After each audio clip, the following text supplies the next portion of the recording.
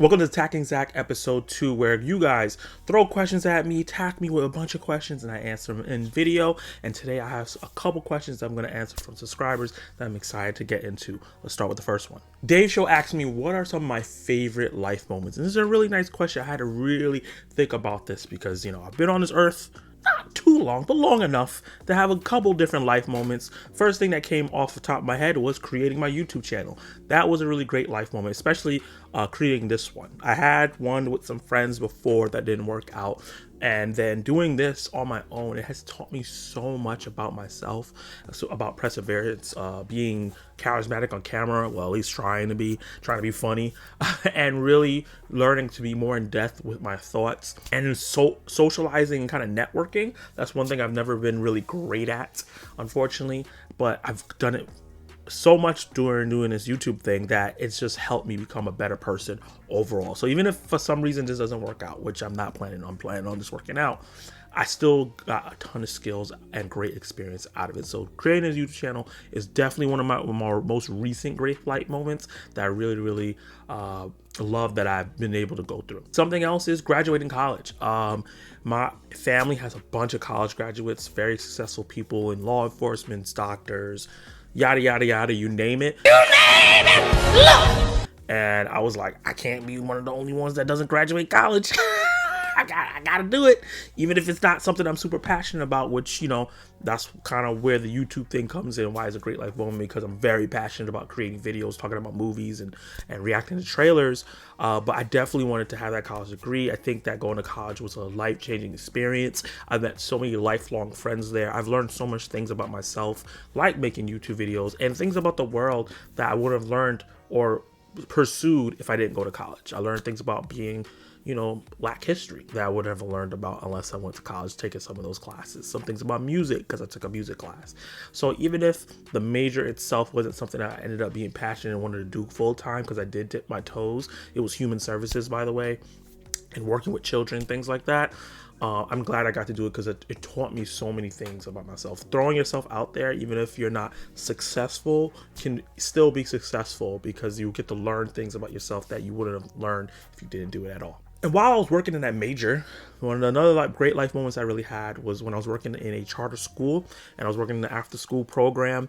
And the after school program, the way it was set up, it was either you were in a room with a bunch of kids with a bunch of board games that kids that age don't really know anything about, or you were in a gym, and no matter what size you were, how fast you were, how slow you were just playing basketball, playing football. And so there was a point where a lot of kids were kind of either bored playing the board games every single after school, or they were getting bullied around or didn't really like sports. And I totally understand that. Me growing up, I like watching sports. I love basketball, but I didn't really want to play it when I was that small. I was always a smaller kid. The bigger kids would bully me. So I totally understood where they were coming from. So I started asking around like, hey, if I was able to create a comic book club, would you guys be interested in doing that? And the response was great. And I had a really great time doing that. Not only did I introduce them to the origins of comics, show them how they're made, show them some really classic comics and get them to read them, even though it was kind of hard to get those kids to sit down. We got to see comic book movies, which was great. This was around the time when the DCU kind of just started, so we saw Batman vs. Superman, which the kids actually loved. They saw Deadpool, which I was crazy when the teacher approved for us to go see Deadpool, but they went, they loved that as well. And a couple other films as well. We just had a really great time doing that. One specific great moment I remember is when we went to go see the comic book movie in Manhattan. I live in New York. I worked in Brooklyn. And a lot of these kids in the area they live in, they wasn't like the greatest area in Brooklyn, but a lot of them never left that area. So I got to take them to Manhattan, and the way their eyes opened up, how they were just wanted to explore, and just was like, wow, these tall buildings are so tall. They had just never experienced that, and that's something I experienced a bunch growing up. So for me to be able to help them experience those things while also going to have a fun experience in the movie theaters was really special to me. And another moment that's great that I really loved was introducing my niece, who, if you've been around the channel, especially in my live streams, you'll see her in the chat sometimes. Introducing her to anime. That was really fun.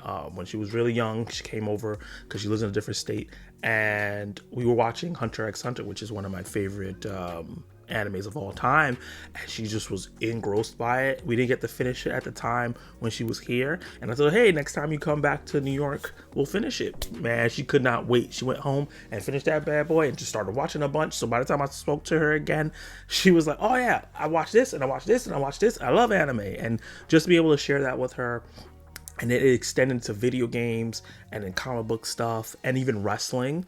It was really great because I'm the youngest between my siblings, so having a younger person that's interested in the things I was into, and to be my niece and one of my family members, was awesome. It's awesome. She's still into this stuff now, even though she's much older. So it's great to be able to chat with her here and there when she has a chance, because she's 20 now and she's too big and grown to talk to her uncle. But yeah, it was a really great moment having that, be able to pass that down, because my brother passed that stuff down to me. So for me able to pass that stuff down to my niece was special. This question comes from one of my channel members, Kenny Sparks, a friend of the channel, fellow YouTuber, just hit 1,000 subscribers. Congrats again, my friend. But he asked me if there was one thing I could change about the movie going experience or movie theaters, and specifically, what would I change? There was 3 things I thought about. I couldn't pick one because there's so many things I want to change about the movie theater to make it a better experience for everyone, including me. One, when a movie is clocking in about like 2 hours and 45 to over plus, like 2 hours 45, and after that there needs to be intermission. It doesn't even need to be 3 hours. 2 hours and 45 minutes, 2 hours and 50 minutes is pretty long. I think there needs to be an intermission, an hour 30 minutes in, to give people a break to go pee and get more food or take a call or whatever, because they encourage you to get food in movie theaters. And I think that having an intermission helps, because you may have eaten before and drunk before, and then you might eat and drink. I know for me, I get a pizza and a medium or small Mountain Dew every time I go to the movie theaters, and their Mountain Dew smalls are like this big, if you can see my hands. And eventually you're gonna have to use the bathroom, especially for those long movies. I remember watching Kills of the Flower Moon in the theater, 3.5 hour film, no intermission. The part where I was like, I can't go, I have to go. I gotta go, take one. So I missed pieces of that movie, which I didn't want to, but they definitely need to add intermission. I think also, so this is going to be a 2 for 1 or 3 for 1, because you asked me for 1, I'm going to give you 3.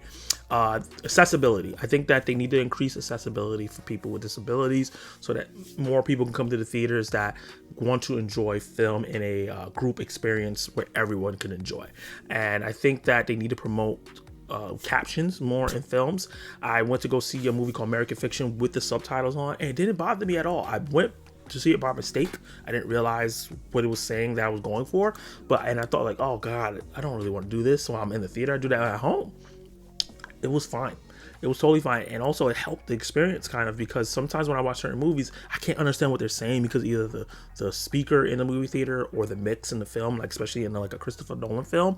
But if I went to go see Tenet in the movie theater and it had subtitles, that would have helped the experience for that movie a lot. So I think that for people with wheelchairs, people who are blind, deaf, other sensory things that are going on, anybody that's disabled, if they can improve that experience for everyone, I think it would just increase the movie going experience for in terms of like people going and just having different walks of life to be in the same room enjoying that experience. The last thing I want to say, I think that they need to start at every theater, not just some, because I know some theaters do this, just have unique viewing experiences, meaning like special events, bring back classic films, bring Q&As, or show like a film made by an indie person that's living in the area. Each theater should have things like that, theme nights and days, to really bring people back to the theater, other than, oh, here's a new movie. Especially times like this where January 2023, February 2023, there's not much going on. There's a lot of movies coming out, but they're not big movies. They're not movies that are going to be drawing a lot of people coming in. This is when they can do special nights and stuff like that. Bring in more things like the Taylor Swift concert and the Beyonce concert, and maybe comedy shows. Extend a hand to wrestling, so we can watch a pay-per-view live in the movie theater. I know that they do that here and there, but it should be more. And I think that the movie theater experience will be really special in terms of, especially for people who can't afford to pay for a live ticket or for Taylor Swift or wrestling or a comedy show. It can be really fun, and we see that it can be successful because Taylor Swift's thing did really well. So those are the 3 things that I feel like movie theaters need to implement and change in order to make the movie going experience more enjoyable. And TevyaSmolka, last person I'm going to answer the question for. You actually asked me a lot of cool questions. I'm going to answer some of those in a different video. There's a episode 3 of Attacking Zach is already planned. I already have the questions. One of your questions fits right in there, and the rest of them I'm going to put for episode 4. If you have questions for Attacking Zach and more questions you want for me to answer in video, especially for the next 2 episodes, drop them in the comments down below. But I just got to say, he asked me, what's my favorite Marvel, DC, and indie comic book character? And this is a great question. I love comic books. I don't get to read them all the time, but I still keep up with the events that's going on with my favorite characters and sometimes the crossover stuff. But my favorite DC character is absolutely Superman, Clark Kent, Superman. I love him so much as a character. I think that he's a role model like character, which is great, but he has flaws and he makes mistakes. He's not perfect. And I love the way that he's trying to always do the right thing, even when he's maybe not making the right decisions.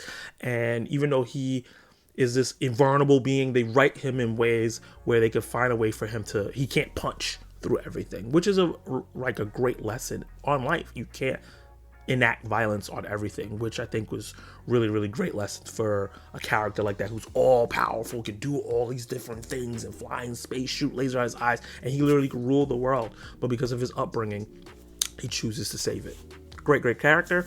And for similar reasons, because I think these characters are similar on the Marvel side, I really love Spider-Man. That's my favorite Marvel character. That's my favorite superhero of all time. Honestly, I just relate to Peter Parker a lot.